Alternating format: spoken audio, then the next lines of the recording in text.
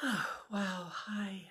I've got a little bit of a tan from my work in the garden yesterday.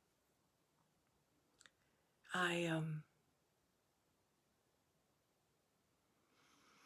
I wish you'd been with me the last hour in my meditation. I did a whole Facebook Live without coming onto the call. So I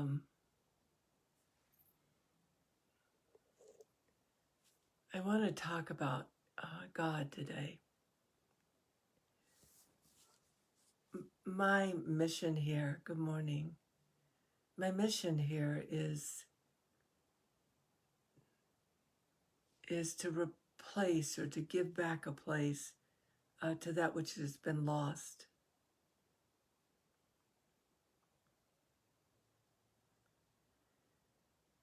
In my scientific mind, they're matrices, they're structures that carry consciousnesses um,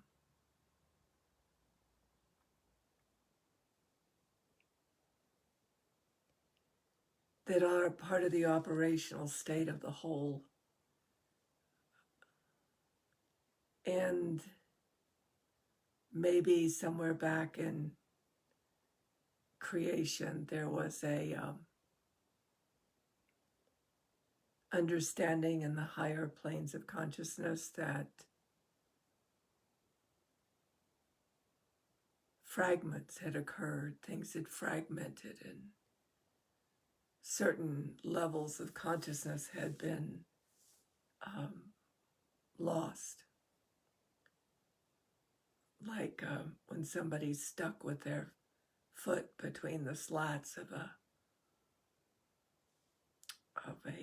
porch, and someone needs to come and get their foot out of the slat so they can carry on in their venture. That's pretty much my memory without detail. That somehow this more universal, eternal part of me wanders around in the universe with others, where consciousness is caught. Something's happened. It doesn't matter what has happened. Something's happened that has kept it from moving into the next greater whole. So this morning I was pondering. I've been pondering for a few days, actually.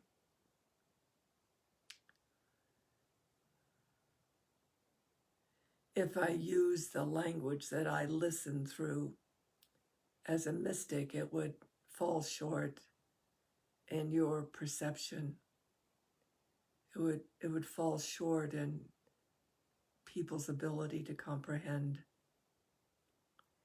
You see, it's different when you feel yourself part of something greater than yourself, not better, just large enough to hold you.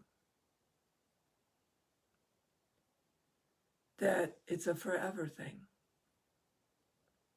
It's not a temporal thing. It's a state of existence. It's a way that life was designed to be. All life was designed to be. And over the years, I've trained myself to speak in more technical terms, fields within fields within fields, greater realities, and the next greater reality, and the next greater reality, and the next greater reality. Russian dolls. But it's been interesting since the first of the year and since I moved to my home in New Mexico. It's as if my beginnings here on this earth in this lifetime have been coming back to me. So ever since I was a small child, I heard a voice. It was a voice. And it was comforting. We now call it clairaudience. We have a technical word for it. The ability to hear the theta waves and how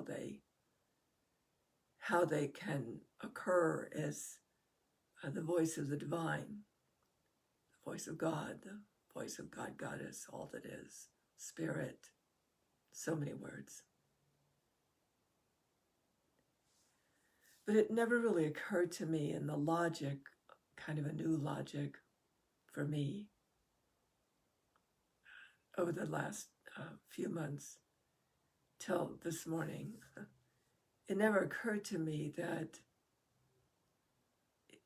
if consciousness got stalled here, which it did, and then the ability to register greater consciousnesses that exist here would stall too. And then we have this thing where everything is separated from everything else. So I can't even say the word God without it running a program of separation. Wow, it's just amazing as a cellular empath and a seer and a facilitator of consciousness to say that word. I didn't use it for years. Just hear it's almost like a debris field, is the broken debris field of higher consciousness. It's all fragmented.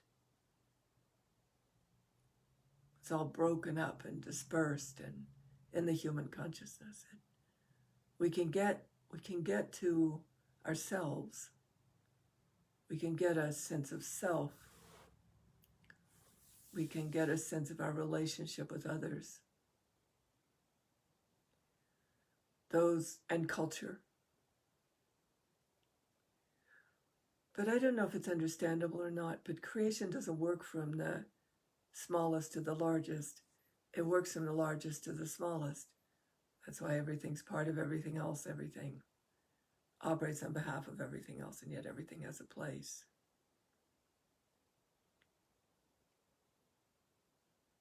So there are these larger systems of creation that, while as human beings we personify them because we are personality-centric, when you touch them, mostly when you touch those higher consciousnesses, mostly you touch them in theta waves, and, well, not mostly, you touch them in theta waves and in gamma waves and O waves. But you can also touch them in high delta meditation. So we do have the capacity in our neural network, in our brain waves, that I don't know if you know, but our brain waves are what is the exercise gym for our neural network. So I listen to Spagio frequencies and listen to frequencies for Schumann resonance and work a lot with Spagio frequencies that are the mood of the day for me, so that not to get rid of them like things, we think in thingness, but so that it can complete its recursion and I can give it a place, and yet I can move to the next greater whole, the next more experience of wholeness, not like a thing. See, I can't even get language to work.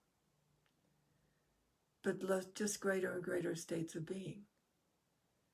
Greater and greater doesn't mean better and better. See, can you feel the fragmentation of language that makes it so hard to get the presence of these higher frequencies and the states of being that exist there, which include us, by the way. Yeah. The famous I am presence. I am that, and where I am, that is. You have larger and larger and larger recursions of yourself. Go to sourcevibrations.com. Somebody write it in there. He's fabulous. The man that creates those, he's of it. And you can read his blogs. And the creation exercises were created by the Savaggio Fibonacci sequencing. And the Savaggio frequencies are the musical equivalent of the Fibonacci sequencing, which is about the golden spiral, the golden mean, the etheric structure of creation. Thanks for asking.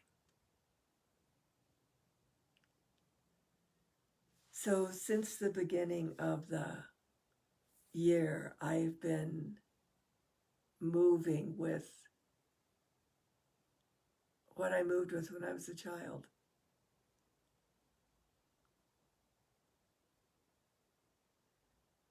And I was lucky. I had a voice. And I had a Papa Kit. So I was well taken care of in my 5 to 9-year-old self. I was well taken care of about comprehending that I moved in an energy field of like an ocean, and that ocean was benevolent, operated on behalf of all life, and that I was part of it and it was part of me. So you could say that was my mystical beginnings. Barbara Marx Hubbard said that the future was about us all becoming mystics, returning to the sense of being part of something larger than ourselves, and yet it is part of ourselves, and we are part of it. So much has happened that has left us feeling isolated and alone and separate, and it's just a broken matrix. It's just that a recursion, like what's repaired in the creation exercises. Liz, would you put in the website for the LOC too? In the creation exercises, they repair those broken spirals that allow your system through the 7 templates to be able to restore that meta point, that linkage between your so above, so below self, but not just your so above, so below self, but the relationships that you have at different levels of consciousness. It's all about relational.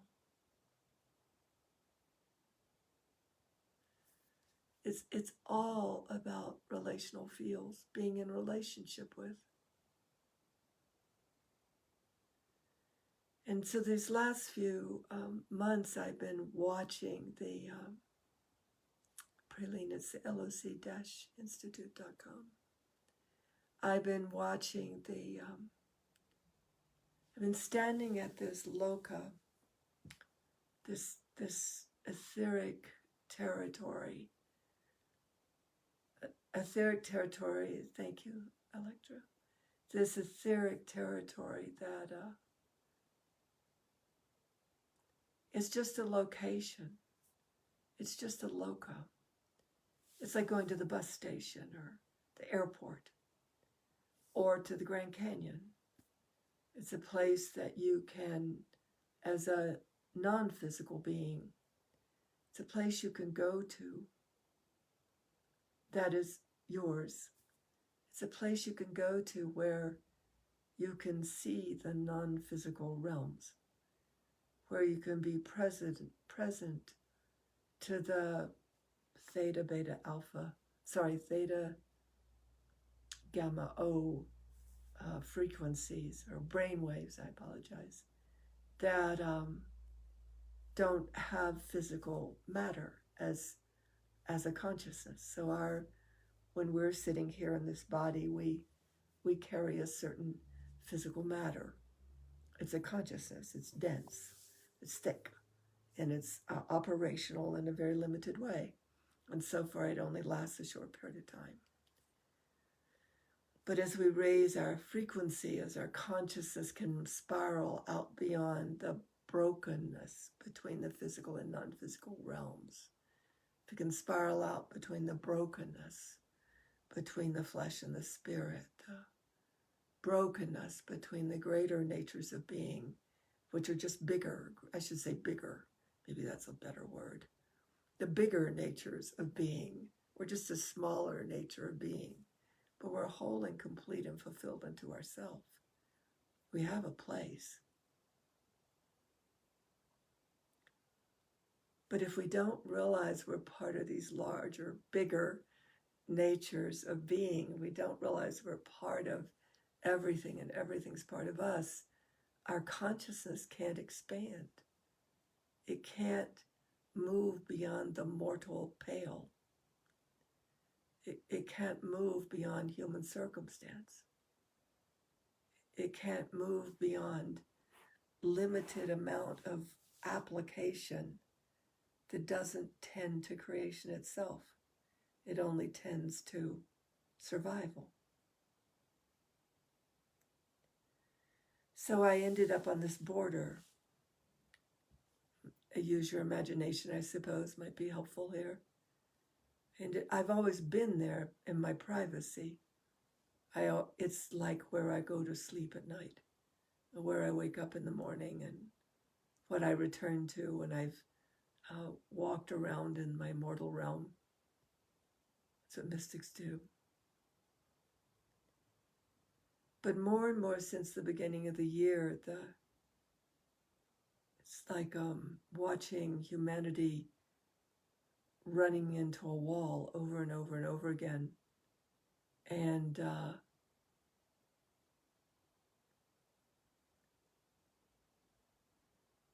not being able to realize it's doing that. Like something doesn't click into place. I've been recovering from COVID and post-COVID symptoms, and one of the most interesting thing about it is if you exercise, if you exert yourself too much, you're literally collapse. Like you have this collapse, field collapse, this mortal biological field collapse where you just go to bed and stare at the wall, basically.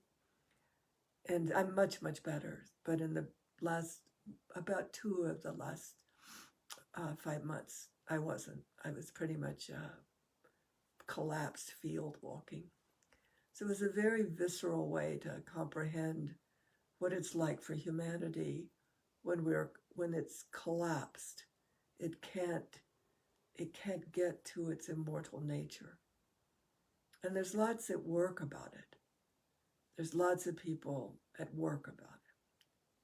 But it isn't like we're this little stick figure and then we're this big ocean. It's that we're recursions, spirals, different expanded levels of being. And everything has a place. Everything from the child I was born as to the sense of a greater consciousness that I operate in. One's not worse or better. They're just part of each other. But the ability to be like a 6-gear car, 6 gears will do, to be able to move from the survival self to the historic personality, to the transpersonal, to the sense of being part of a greater system of the divine, which is the G.O.D, generating, organizing designs of creation, and then be able to move into the diffusion of all that is, and then be able to come back and feel oneself as part of the greater ocean, moving as the ocean itself, then coming down into a sense of I, and that I am where I am, that is, and then moving down into a sense of history and in this temporal timeline, and then moving down into what it takes for us to physically survive here. I think that's a pretty good palette. I think that describes it pretty well. So imagine that humanity has been scaling, moving out beyond only survival to working on a sense of historic personality, and then being able to move past historic personality to a sense of a transpersonal self, which is not at the effect of its history or even its biology. And then moving past the transpersonal self that begins to get a sense of I am that ocean, and where I am that ocean is, and all its multi-diverse, multi-dimensional, multi-intelligence, multi-sensory and multi vibrational forms, and then diffusing into the all that is. But the interesting thing is that at every level, there are different kinds of relationships. There are relationships like C and I pay for this house right now, and together. And that's a survival relationship. It's not our only relationship, but it's a survival-based relationship. The work I did for 8 years, that was a transpersonal relationship. My brother and what's left of my family, that's my historic relationship, as well as my friends and my children and my animals. And then I go beyond that, just because that's the way we're designed to be, to the transpersonal, where you're outside the personal, where the equity, the balance point between yourself as an individual and yourself operating on behalf of life, regardless of circumstance, that balance point. That balance point, and for those of you who have the accordion image, that balance point is the key element of stability for a human being, to not only move past the transpersonal, but to balance operating on behalf of all life and one's personal self in the same place, in the meta point, that's the balance point, to go beyond the personal self and to include the personal self. It's called metaing. Then imagine at every level there's that relationship. So if we use me as an example, very often, well, always really, I'm kind of recognized as someone who moves as a beingness that moves in I am that, and where I am that is, right past that transpersonal, personal moment. But you move into it. You don't fully embody it. There are levels of embodiment that are operational in different configurations of time, in different moments of time that are busy about different configurations of reality. But I am that, and where I am that is, it's what has me recognized by gurus and people that work in spiritual environments, and as I'm kind of one of those. So I'm not as easily recognized, obviously, in the lower. Lower just means smaller recursions of self, in the smaller recursions of self.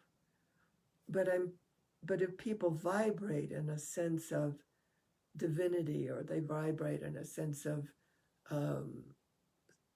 great spirit, or if they vibrate in the sense of gods and goddesses, all there is, like in Ireland, and with all the incredible gods that never left that land, then I'm more recognized. I'm more perceived there. And it's also where I mostly perceive myself.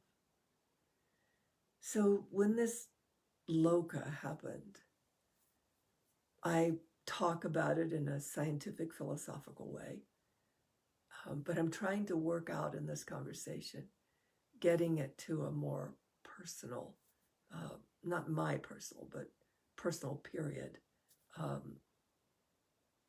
conversation. But when I hit this loka from my science mind, my meta-science mind, because I locate myself in energetic fields, and I'm tending to repair these broken matrices, which don't require other human beings, except on occasion, like it did the last 8 years. And so there was a lot of restoring and rematrixing things. And then I have a small, teeny little group that will see how our strength, stamina, and capacity is to work at that loka. And that loka, from a sort of a meta-science point of view, is where the non-duality, which is basically all there is, that all that is phrase, and duality, when they came together here, At some point, something happened where duality aberrated. It didn't stay in touch with its non-dual nature. It didn't stay in touch with its unified field. It could no longer stay in touch with both and both a separated sense of self and a collective sense of self, a collective way beyond human being, collective like a universal nature. So it was like the attention of the universe was now focusing in this quadrant of creation, was now focusing on where duality aberrated from non-duality. It's a restoration, reparation, resurrection type of place, resurrecting something that had gotten broken, had not been able to fulfill on the fullness of itself. So that's sort of the meta-science technical way to say it. But then if you move into the personal self, I mean the personal self at every level.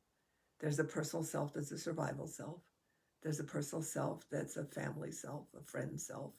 There's a personal self that is a transpersonal self, operates on behalf of others in all life. There is a personal nature to the I am that and where I am that is. There is a personal nature to knowing oneself as from time to time in expanded consciousness, knowing oneself as a greater being. Honest. It's just we are a spiral-based creature. We are a spiral of being.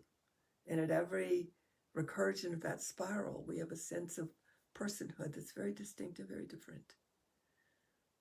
And we've collapsed it all into like a pancake instead of pulled it back up like a living spiral, a torus, a toroidal feel.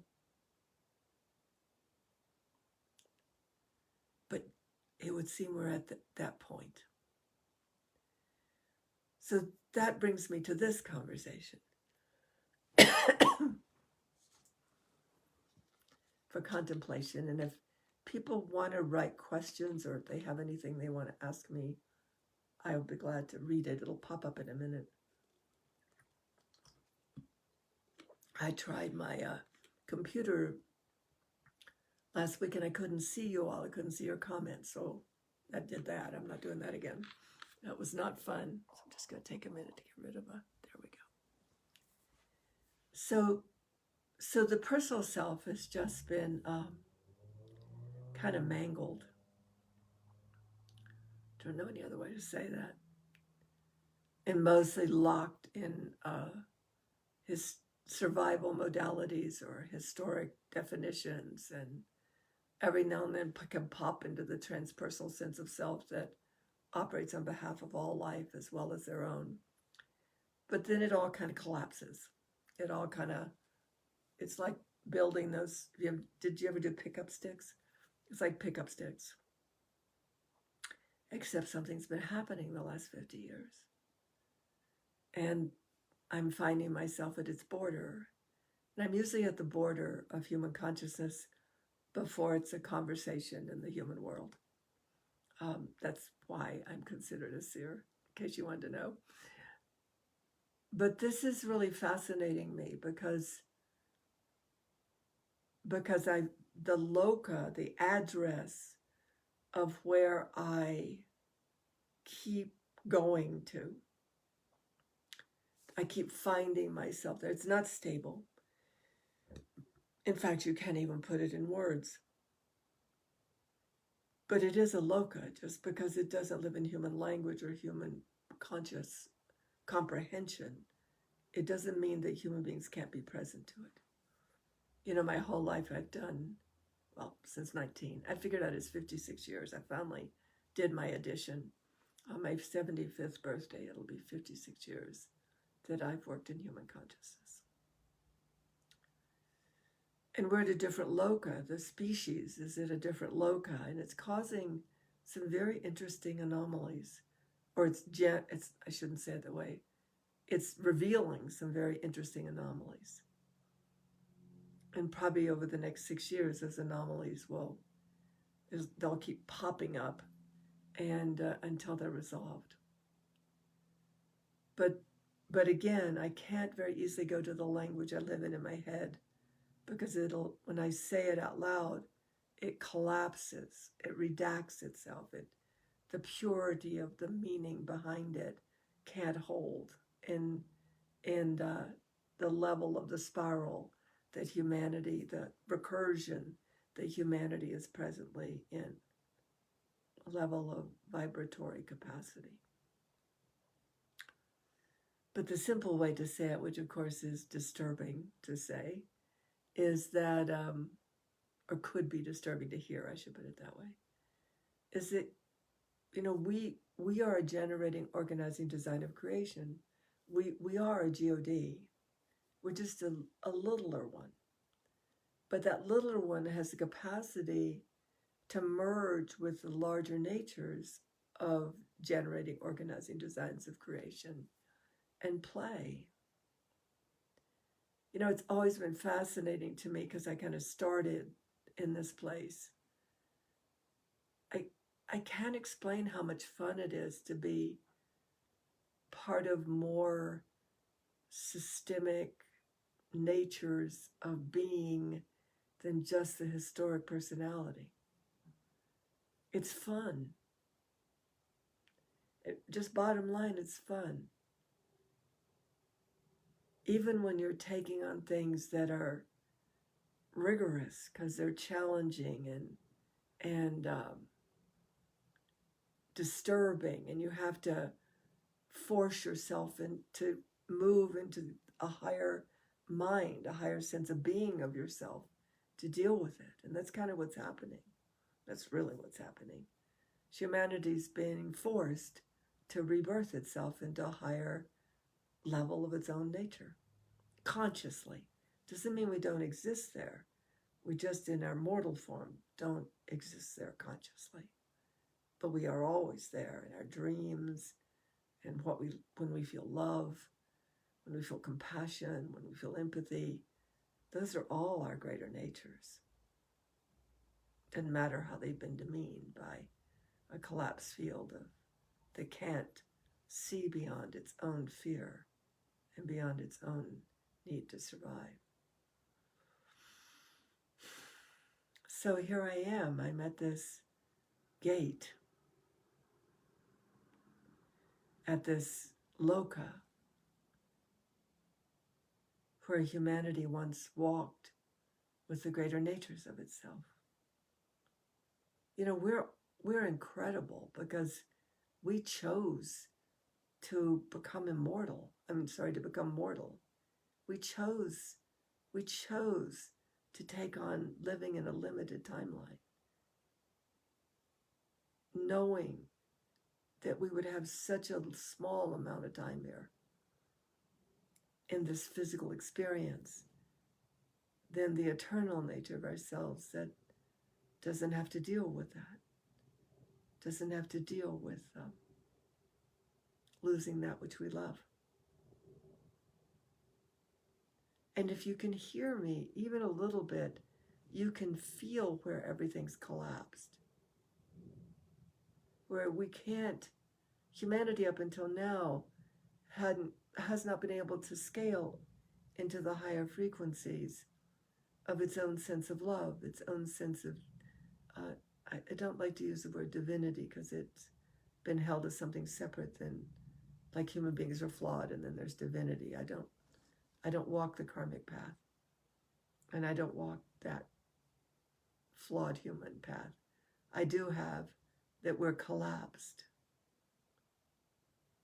that the system called human being has collapsed into itself, and it's building itself back. It's building itself back. And so the collective consciousness of humanity, without being consciously aware, is at a new gate.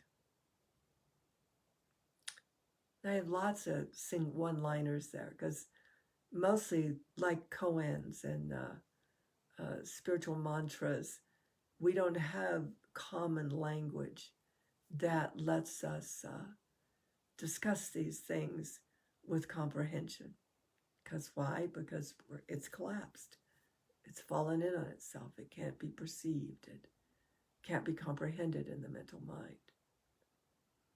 But what would it be like if the nature of human being is being challenged now to remember itself right in the higher systems of its nature?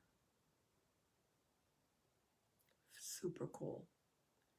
If you read Carl Jung, if you read Freud, not the English translation, but what Freud actually said. If you read Heidegger and you read a whole bunch of other philosophers, mostly male because they were the only ones being acknowledged back in those days, that everyone addresses this, and spirituality addresses it. Most religion creates a separation between you and God, but philosophers don't. And the origination of what we call now therapy, not how it's been used, but its original design, talked about this thing called the ego and the id. Carl Jung talks about a healthy ego is knowing that we're part of a greater whole, that we have a persona, a personality that operates on behalf of all life, that operates on behalf of the greater systems of reality of which we're a part. And we're just at that border. We're at that gate. As a species, we've returned to the fundamental break that allowed the systems of survival and the systems of separation to take root here. And somehow I'm always invited to those. I always find myself at the next recursion of activity in the consciousness of humanity, because my design is to repair the structures that broke, that didn't allow human consciousness to evolve past a certain point until now as a collective, because we're a collective species. And also to restore the relationship between ourselves as mortal and immortal beings and the relationships we have in our mortal and immortal natures. It's just that simple.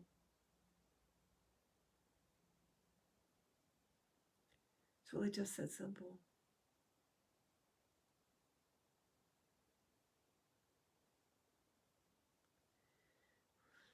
One of the kind of ponderings I have, one of the things I'm curious about, is this matrix of reality. I think it might be posted as a document on Sacred Space. But what I really am aware of is that there's a part in that document, that channel document, that says there'll be this collective madness, that reality as we've known it will become too cramped, too restrictive.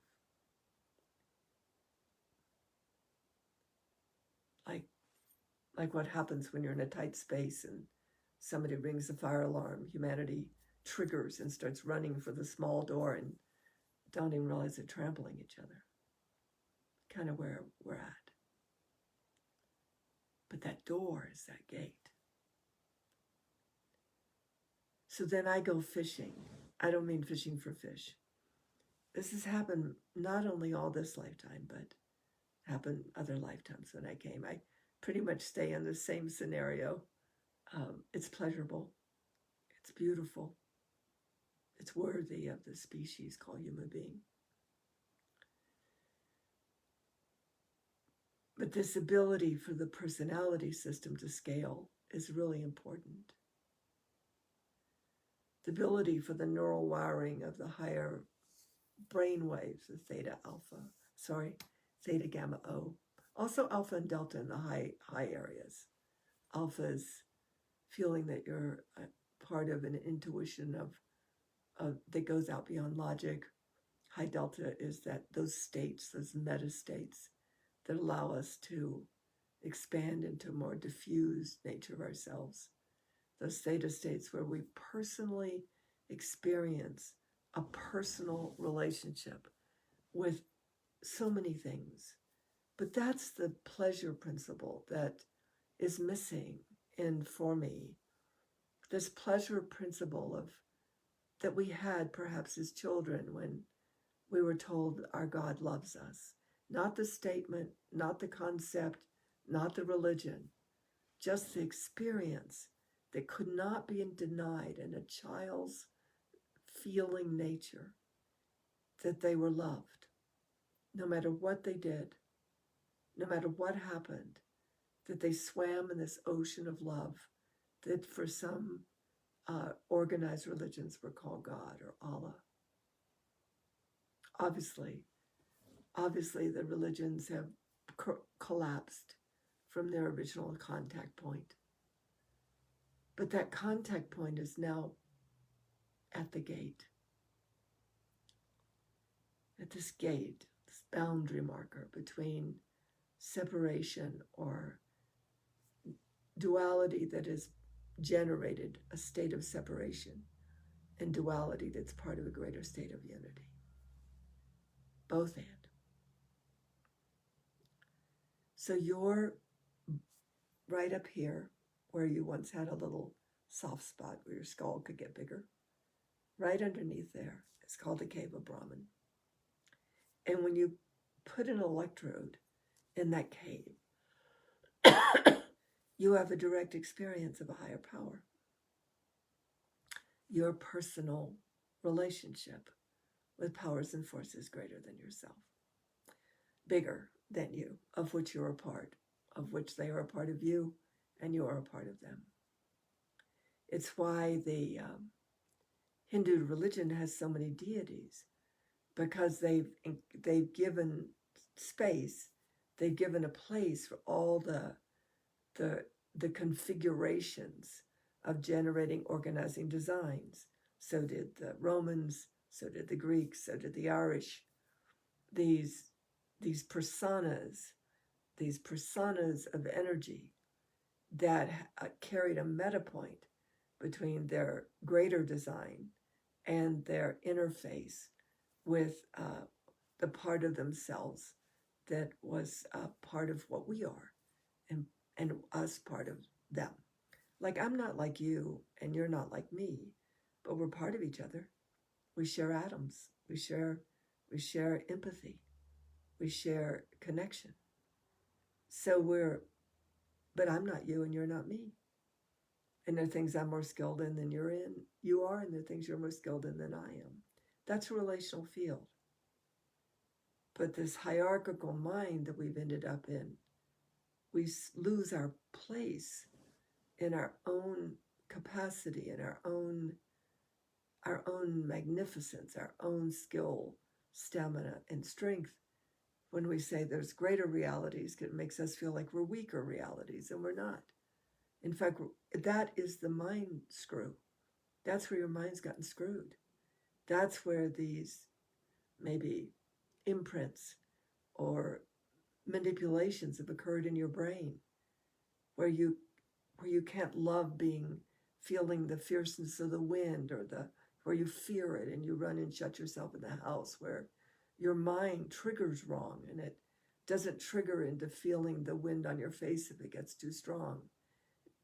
When you walk in lands that have maintained these direct relationships, like Ireland, with these greater powers, because they are greater powers, we used to call on them.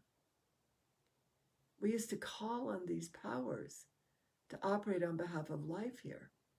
We used to have that level of relationship where we would call on them for what we weren't capable of doing.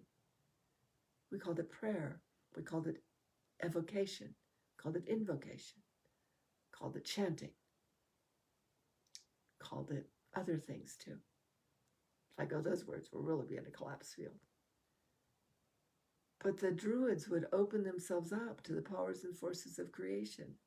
and they would direct those powers and forces of creation to give attention to something. Same thing with the primordial powers here: earth, wind, fire, air, metal. We were the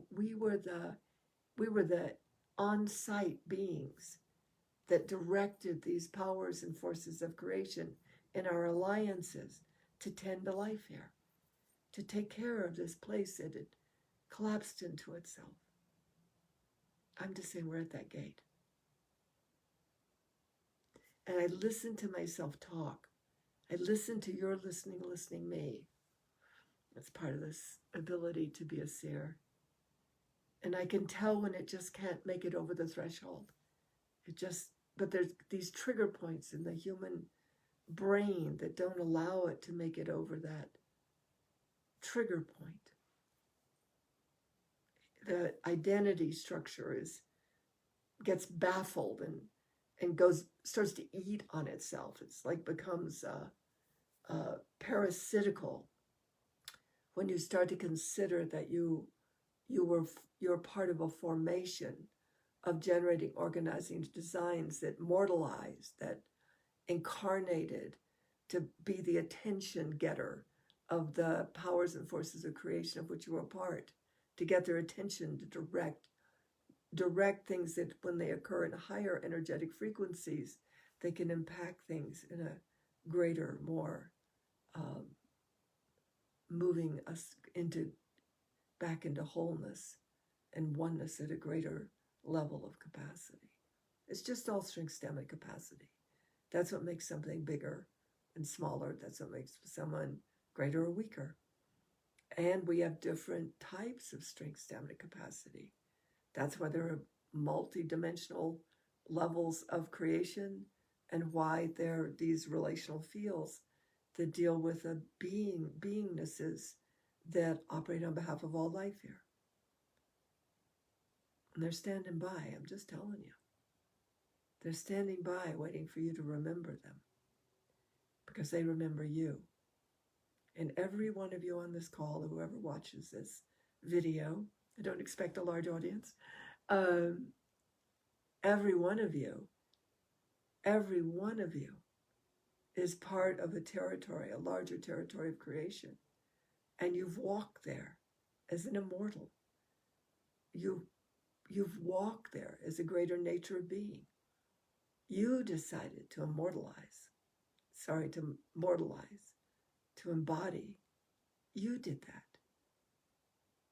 Did you really do that to come here and suffer and to be a small identity playing field that is just always trying to clean up what it thinks it did wrong? Or are we really, as the human race, this is the end of my talk. Everything was up until this moment. So here's my pondering. Here's listening to Tantra talking out loud to herself. Did the human race really come here? Did immortals really come here to get caught in betrayal, abandonment, and rejection? I mean, really? Is that what this beautiful place with all its colors and sounds and structures and beauty, physical beauty, was it supposed to house ugly thinking and personality structures that turn on themselves? I just don't think so. I don't remember it that way. That's not my original memory of the original design here. Yes, we have a problem, but the problem isn't us. Do you know, I was amazed. I was coming back from my cardiac clinic, and across there's a New Mexico University, but there's also New Mexico University Hospital. And so they had this big banner between the two buildings on either side of the road of the big hospital complex. You know what the banner said? You are not your trauma. In a city, gigantic banner across a 4-lane highway that says you are not your trauma. Well, that's the world I come from.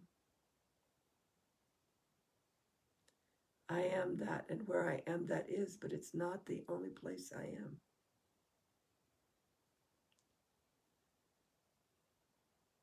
So I'm playing around with something. I'm playing around with two things. And because now I've gone back to my point of origin. When I came here as a child, I really never expected to be working with human beings, ever. I was so startled when I was about 20, almost 30. And suddenly people were coming to listen to me. People were engaging with me because the way I remembered human beings and how human beings remembered themselves, it was so dramatically different. I just didn't know how to cope. I didn't know how to be with it. But when I sat in consults and I sat in talks, somehow that beautiful thing called channel, and that's of course been messed with too, opinionated about. But when that beautiful channel of who human beings are and what they are beyond this wall of collapse, it would just start pouring through me. And most of the time I wouldn't even know what I said. And that's starting to happen again because I'm coming out of my scientific self. I'm coming out of my meta science self. And I'm just going home. I'm going home here in myself with being part of the greater systems of reality, of which I know human beings are a part. And I'm curious who can remember themselves right. Not that they have the strength, stamina, capacity for it. Strength and stamina and sufficient capacity to sustain it or even to embody it. But maybe they can remember. Maybe they can remember right. And then maybe they can go into self-training to recover themselves. Maybe I can provide some things that helps them self-train. Because that's the other bugaboo. The other bugaboo is all humanity has been told the answer's outside themselves, that you have to find somebody to give you the answer. And that's not self-training. By the way, most of you on this call have been self-training a long time. A long time. But what's the personality structure that knows it's self-training? What is that? What is the personality structure that can use some things I might set up to support self-training or others, things you might use? But I'm into the restoration of where duality and non-duality are no longer aberrated. That's what I'm paying attention to. That's where I'm at work. But these little sidelines are poking on me. I'm meeting with somebody Sunday to see about this. I call it I Magi, because to know yourself as a Magi, that's a safe word. You can't get messed up too much with that word. If you say no, I God, that can't quite grab it, can you? But I Magi, I think the personality structure of a human being could move into I Magi. I think it can do that. And that's good enough, because when we can identify a certain vibrational level of consciousness by giving it a name, I Magi, then the wonders of that frequency base, of that level of consciousness, can begin to presence themselves, because we gave it a place. We gave a personality structure called I Magi a place. And giving it a place, then the higher frequencies, the higher relational fields, that I Magi and its relationship, its relational field, and what it's part of and what it's related to, and what dialogues it can have with its other beingnesses that are at that I Magi frequency scale. Sounds pretty crazy, doesn't it? I've been crazy a long time. I don't mind. I don't mind. I thought when I was 74 that I would complete the work I'd done, which I did, on behalf of humankind, because I love humankind. And then I would go into my Magi self and begin to tend to things that just takes too long for most human beings to comprehend. And they're not really drawn, they're not really attracted to being their Magi selves. They're not really attracted to taking care of the historic and survival personality, but not identifying with it. They're not really attracted to that. The attractors seem to be attracted to those mental configurations of self-doubt, self-recrimination. And you've got to listen to those words. That means it's a personality structure that recriminates the self of its nature, that demeans the self of its nature, that has ugly thinking about the self of its nature.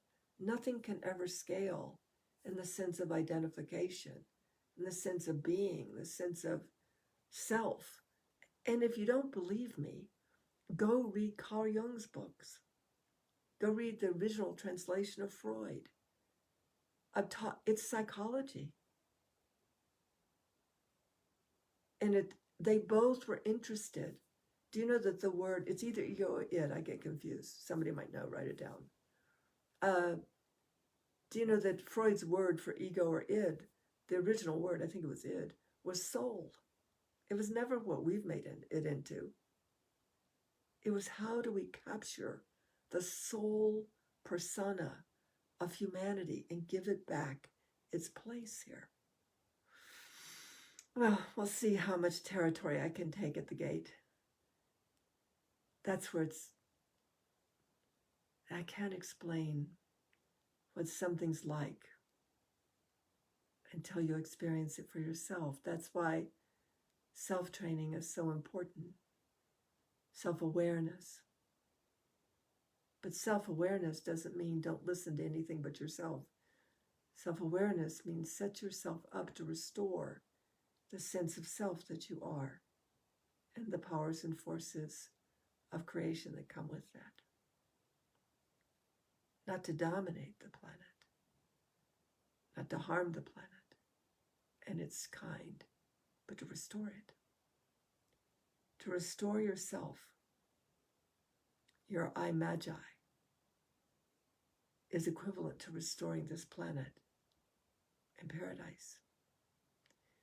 So that's my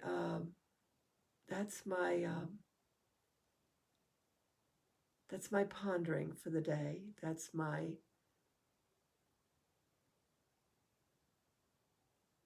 what I'm paying attention to. And on Friday mornings at 8 a.m. Mountain Time, I just have a commitment to whoever shows up. Well, you'll just know what I'm paying attention to, what I'm watching. And I mean, that's what seers and prophetesses and facilitators of consciousness and magis and mystics do. But then we're all that, aren't we? Namaste.